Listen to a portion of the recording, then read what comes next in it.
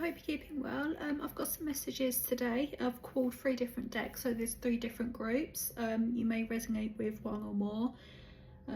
So again, if it doesn't fit, don't try and make it fit.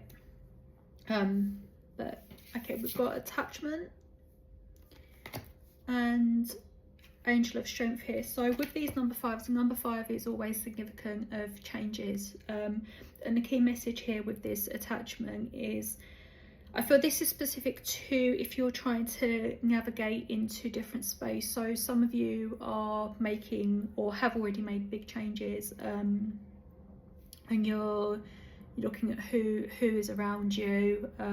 You know, maybe you've had to move, or you've been displaced, or you've had to walk away from certain connections. This is about navigating the imbalance between those those changes. So there's some confliction within yourself around, should I have done that? This whole minefield of making peace with your heart that you've done the right thing for yourself, basically. And this angel of strength, so we've got 5 and 50.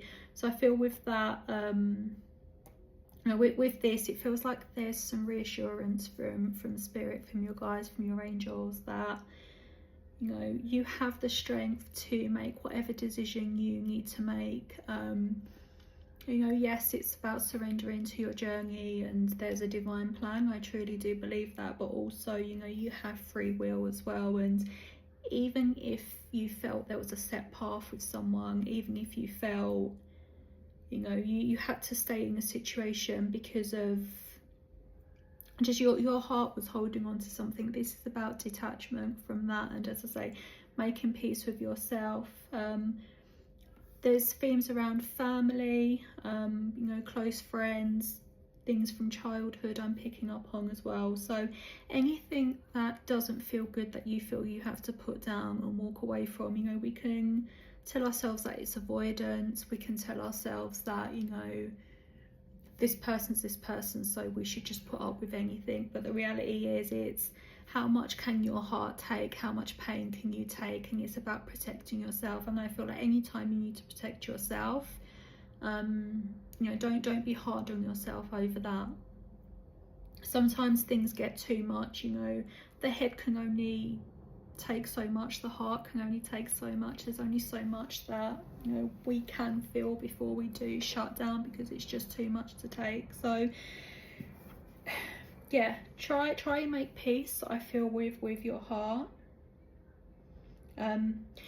What happens as well is when you're closing off a contract, a soul contract, when you're making changes, when you're making these life decisions, and you know, you do feel conflicted, people will often come back around. And it's when they come back around, that's when you can kind of test how you're feeling. Something will always get presented. You know, sometimes people do come around because we do need to give them another chance. Sometimes they come around just to show that you have made the right decision for yourself. So again, every situation is different. How it lands for you, it lands for you. But yeah, allow these situations to play out for yourself, I want to say, so that you can allow this detachment and hold dear to your heart and do what you need to do best for you. We've got feeling the world here and sacred reverence. This is, I feel there's, again, you know, that there is so much going on at the moment, and you know, some of you are seeing devastating things that are happening and perhaps feel quite useless, that you can't do very much about situations that are happening. However, I do believe in the power of prayer, and I do believe in the power of meditation. And one thing you can do to hold space for people is pray for them, pray for their situation. You know, if enough people get together and, you know, send healing out from the heart space, that I truly do believe that energy, it navigates where it's meant to go. Some of you who do feel soul connections, you'll feel a specific person when they're tuning into you. You'll feel them praying for you. you'll feel that love come through, you'll feel the energy. So even if you're not actually communicating verbally or physically, you know, some of you are connected and tied energetically, and you just feel everything that comes with that. So again, it's the power of prayer here with this, and it's praying for people, sending out that love. I do believe in distance healing. It really does make a difference. So even if there's not much you can do for a person, just taking that couple of minutes and holding space for a situation, a person, a place, makes a world of difference. And that sacred reverence, you know, we are the key. Each and every one of us hold a different key and hold a different energy. And that's the beauty of, you know, how the world fits together. It's those differences, and it's those differences that come together. And it's, you know, I think if we can all look at how we can align those differences and try and kind of merge ourselves, you know, when I say merge, it's kind of accepting the place you're at as well. So yeah, it's holding energy and holding the space. And if you need to receive, take that time to put yourself in your heart space as well. And you know, just take that 15 minutes out of the day if you can. I feel the end of the day is good practice for this. Just take those 15 minutes just before you're about to go to sleep. Even just shut off everything around you, settle yourself into that heart space, and allow this energy to come through. So if you do need healing, if you are feeling a bit flat, fragmented, things are difficult, make that space for yourself. There is always that one person thinking of you. There's always at least one person praying for you.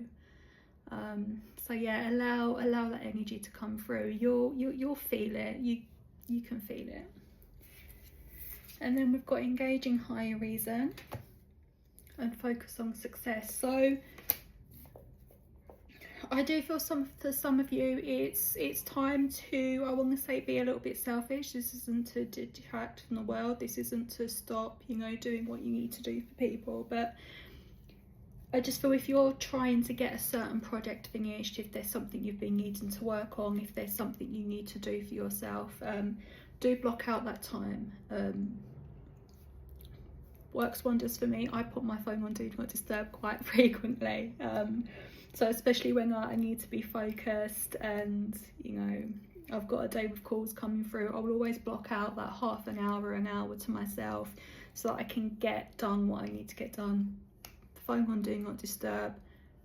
You can deal with your calls after, but if you're trying to get something done and you want to, you know, really push yourself to complete something, make sure you are blocking out that time for yourself. And as I say, anything else you can catch up on after. So it's about, this helps you come into alignment as well. This helps you to slow down and not feel like you're on a hamster wheel, so to speak. So try and break your day down if it helps to do that. And putting that positive energy in terms of, you know, I can, that positivity to believe that you can make the changes you need to take, you can make the transitions, you can, you know, believing other people as well, telling someone else, being someone's biggest cheerleader. That is an absolute game changer. You know, not feed someone's delusion, but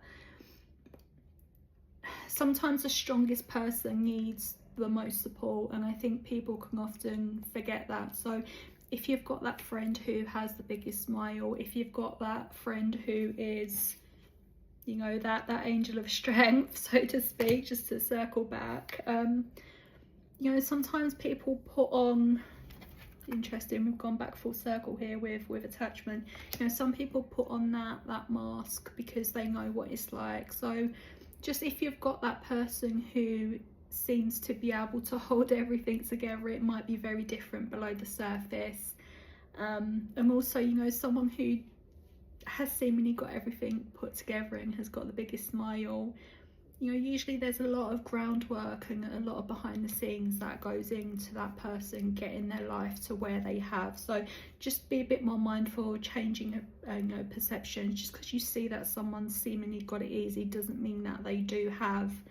It's just, you know, some people do want to put that positivity into the world, and some people do want to just try and make the world a better place for other people, which I think is absolutely fantastic, because we all need that. And truly do believe energy is contagious as well.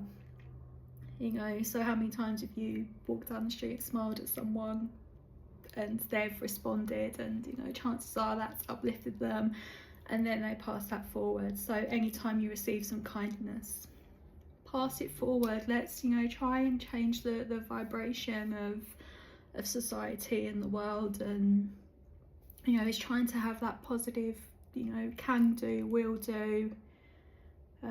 But yeah, anyway, changing vibrations, positive shifts coming, be that positive shift, and just keep going and do the best that you can do. Sending lots of love.